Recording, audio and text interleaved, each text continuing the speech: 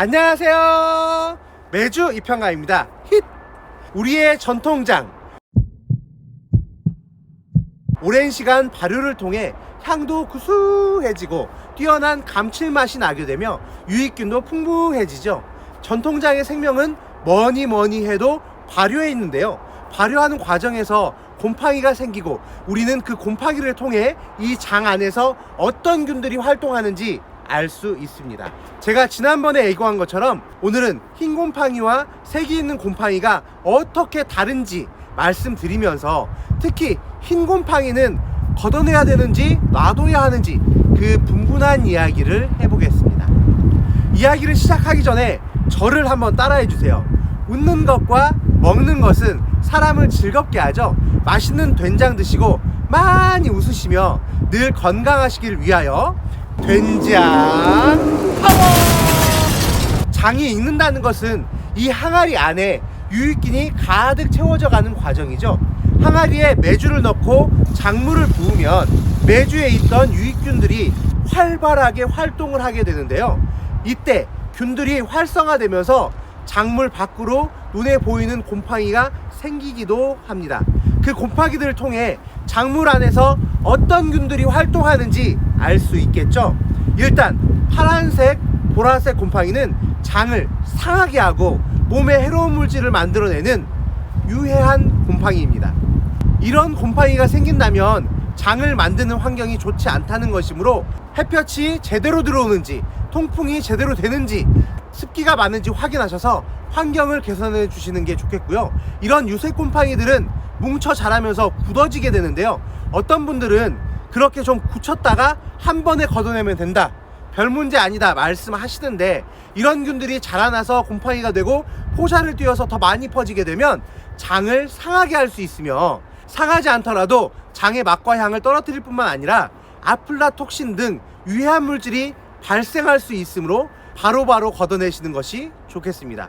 그리고 이런 곰팡이가 많이 생기고 장가르기를 할 때까지 계속 생긴다면 그렇게 만들어진 간장은 은근한 불에 오랜 시간 달인 후에 다시 항아리에 부어서 보관하시는 게 좋겠습니다. 흰 곰팡이는 어떻게 해야 할까요? 항아리에 메주를 넣고 작물을 부은 후에 작물 표면에 부글부글 거품이 생긴다면 그것은 작물이 싱거울 때, 즉 염도가 낮을 때 일어나는 현상일 가능성이 높으니 반드시 염도를 다시 체크해 주세요. 메주를 넣은 후에 염도는 달걀을 띄워 500원짜리 동전만큼 되어야 합니다. 작물 표면에 거품이 살짝 올라오기도 하고 작물 표면에 하얀 가루들이 생기기도 하고 그러면서 흰 곰팡이가 생기는데요. 이때 이 곰팡이를 보고 장꽃이 피었다, 찔레꽃이 피었다, 바위꽃이 피었다 이렇게 표현을 하고요. 이렇게 장꽃이 피어야 된장이 맛있다 이렇게 말씀들 하시는데요. 왜 그 말이 맞느냐? 흰 곰팡이가 피는 것은 작물에 유익한 곰팡이가 활발하게 활동하고 있는 증거가 됩니다. 그런데 이 작물에 핀 흰 곰팡이, 장꽃 그냥 놔둬도 될까요? 더 퍼지지 않는다면 그냥 놔두었다가 장가르기를 할 때 제거하시면 됩니다. 이 장꽃이 보기가 좋다, 내가 장을 참 잘 만든 증거가 된다 생각하시면 그냥 놔두셔도 되는데요. 만약 퍼지기 시작한다? 그러면 바로 걷어내시는 게 좋겠습니다. 흰 곰팡이가 많이 생기면 햇빛과 통풍에 장애가 되고요. 그래서 흰 곰팡이가 생긴 후에 그 주변으로 유색 곰팡이들이 생기는 걸 흔히 볼 수 있는데요. 그렇게 되기까지 놔두기보다는 그냥 제거하시는 게 좋겠습니다. 흰 곰팡이는 먹어도 된다고 해서 그냥 작물을 휘휘휘 저어서 녹여서 없애시는 분들도 있습니다. 크게 상관은 없습니다만 우리는 흰 곰팡이가 되기 전에 유익균을 먹는 것이지 흰 곰팡이 자체를 먹는 것은 아니고요. 또 흰 곰팡이 역시 많이 퍼져서 좋을 게 없으므로 곰팡이를 제거할 때는 뜰채로 살살살살 떠서, 뜰채로 떠서 버리시는 게 좋겠습니다. 쉿, 우리 강아지.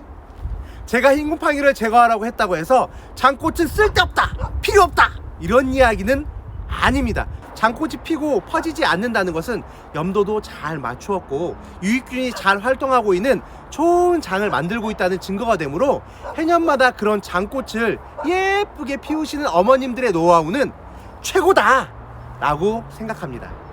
장꽃이 피지 않아도 걱정하지는 마세요. 깨끗하게 익어가는 장도 무척 맛있는 좋은 장이 됩니다. 다음에는 장 가르는 시기에 대하여 말씀드릴 건데요. 구독을 꾹 눌러주시고 알람 설정 해주신다면 제가 소식을 올릴 때 바로 보실 수 있겠죠. 게다가 구독과 좋아요는 전통을 이어가려는 저에게 큰 힘이 됩니다. 도와주실 거죠? 그럼 지금까지 전주 모학산 자락에서 어머니와 함께 전통장, 된장, 고추장, 간장, 청국장, 쌈장을 만드는 매주 이평강이었습니다. 감사합니다.